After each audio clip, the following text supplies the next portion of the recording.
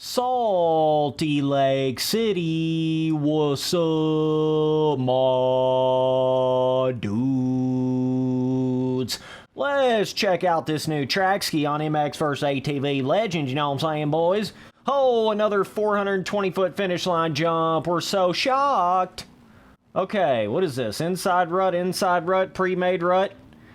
Big Daddy Fatty Triple. Ooh, Spency Boy racked the sack. Hell yeah, brother. Oh my God, what am I even hitting right here? Okay, we need to jump on the table, over the table, inside, outside, Ricky Carmichael, outside, inside, inside, outside. Holy shit, these jumps are peaked.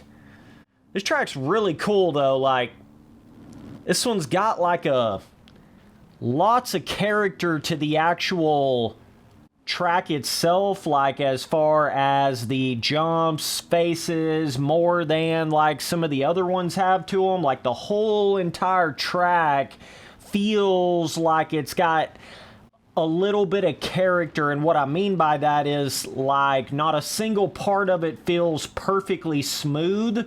Literally none of it feels like that.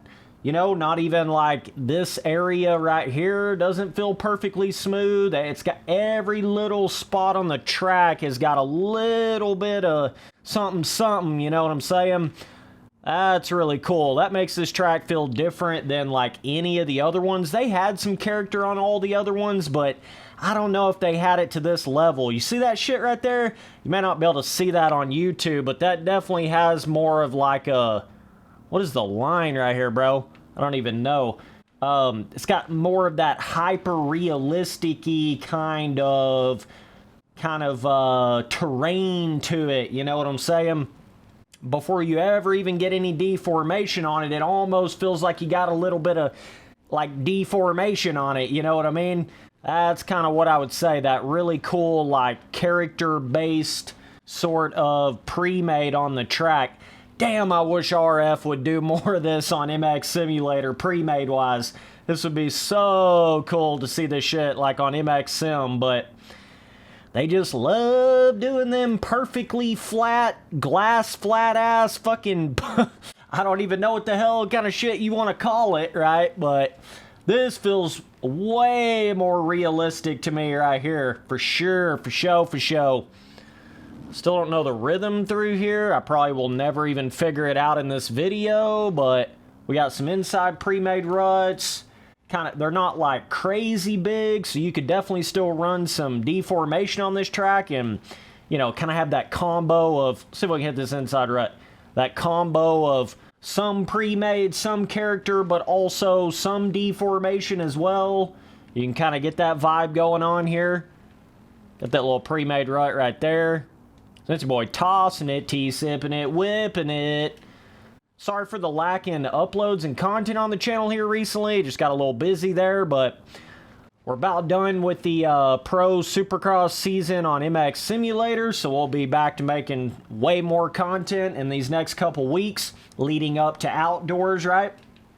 Hopefully I'll be able to go in there and play some MX bikes and some shit like that, do some more live streams.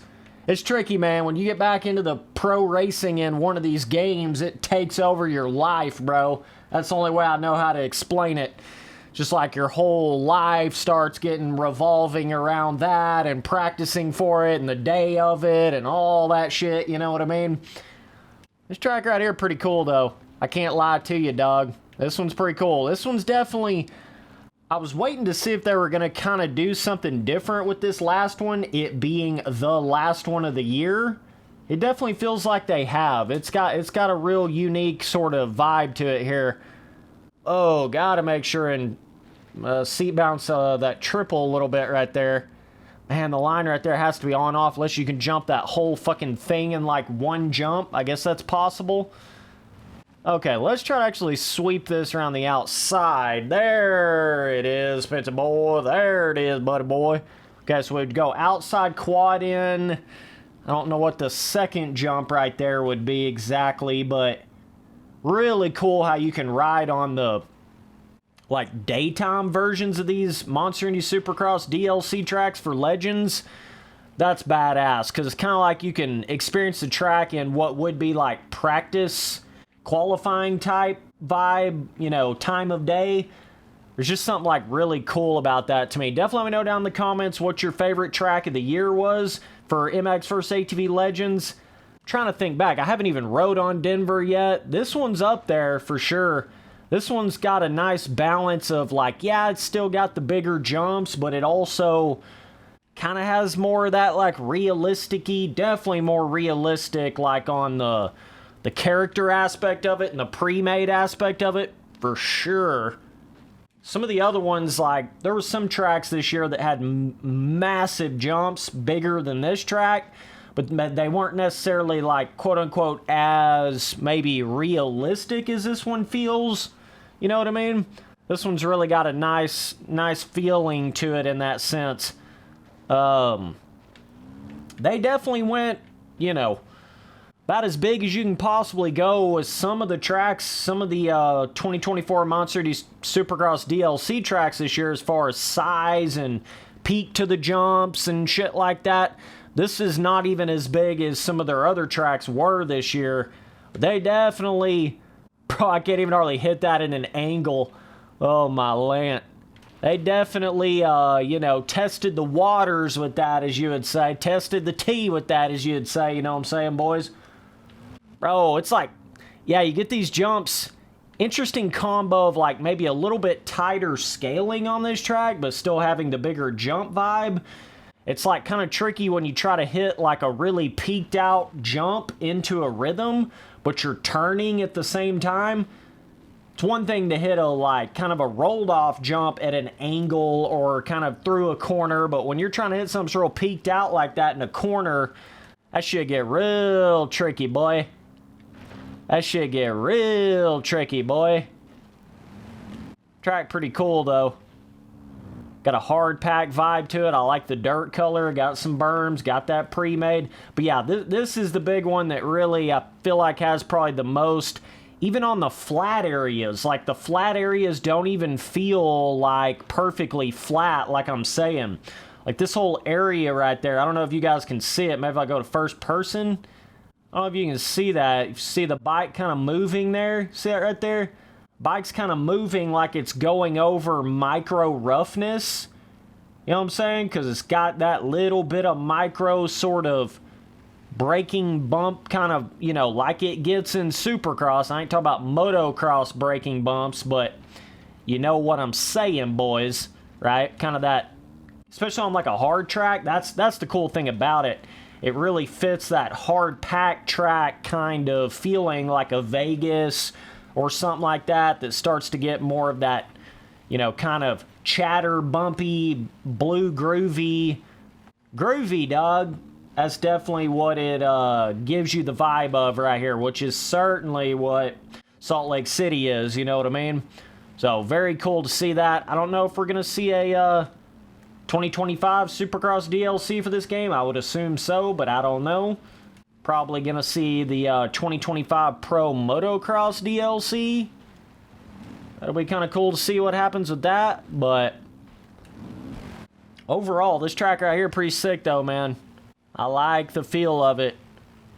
Definitely like the feel of this one. Yeah, you can definitely jump all the way up over that one area. Getting a little side view right here. Little slot left. Spency boy, little slot left like he's playing Reflex 2008, boys. Holy shit. But yeah, overall, you know, with the 2024 Monster Energy Supercross DLC, yes, there is no Daytona, which was a major disappointment. For me, anyways. I was really looking forward to seeing a Daytona there.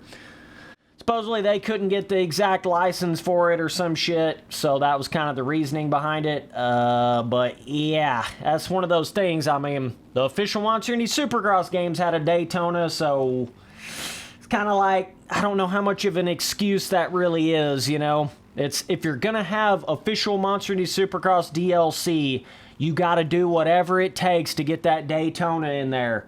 You just got to, bro. You just got to. Like, I just don't even see that as being like an optional thing. It's kind of confusing to me that MX vs. ATV basically just looked at it like that was just a optional thing to have, you know, the most iconic Supercross track in there, right? To me, I didn't really see it that way. But all in all, these tracks were pretty cool. I mean, I can't lie about it. They were definitely cool scaling-wise, size-wise, difficulty-wise. They weren't a snooze fest. They weren't super boring. So at the end of the day, I feel like had they lowered maybe the price a little bit as like a, hey, we're not having a Daytona in here and we're making it big time obvious that there's not a Daytona in here, not just where you got to get a magnifying glass out to look through the patch notes to tell that there's not going to be a Daytona in here, and we also lowered the price so that you can, you know, on top of that tell that there's not going to be a Daytona in here, instead of just having like the same standard, whatever the hell this was, $19.99 or whatever. Can't even remember the exact price of it, but all that just seemed kind of weird to me, which is unfortunate because I thought the tracks were really cool. I thought it was worth it other than that aspect of it, right? So that's what it comes down to for me. Other than the weird Daytona, you know, bullshit going on, every other aspect of this DLC was definitely worth it and impressed me for sure. You know, I thought they would have went more down the route of boring, small scaling, way too easy. That is certainly not what they've done here at all. If anything, they've went like the other direction of like, how big can these jumps get, bro? Holy shit, bro. How many jump rhythms can I do? A fucking 6, 7, 9, 6, 9 jump, you know, rhythm through it, right? But like I say, Spencer Boy ain't never gonna complain about jumps being too big, tracks being too hard. I'm never gonna complain about it. Just with the history of everything being so, especially with the Monster and these Supercross games, motherfucking shits are way too easy. Tracks are way too easy in those games. So it was a really nice change of pace having official Supercross tracks that were the opposite vibe of that, the opposite effect of that, and that's definitely what this 2024 Monster Energy Supercross DLC achieved right here. So definitely let me know what you guys thought about the overall DLC. What your favorite track was. Oh shit, look at that. What is that, like a cloud went in front of the sun or something? See how it kind of changed the lighting on the track? That's cool. That's dynamic, bro. That's some cool shit, bro. Yeah, I never was able to hit that really big rhythm right there, but you spend a little more time on the track, you definitely could. So either way, boys, appreciate you guys watching all the videos. I'll see y'all on that next one. Later, T Guzzler.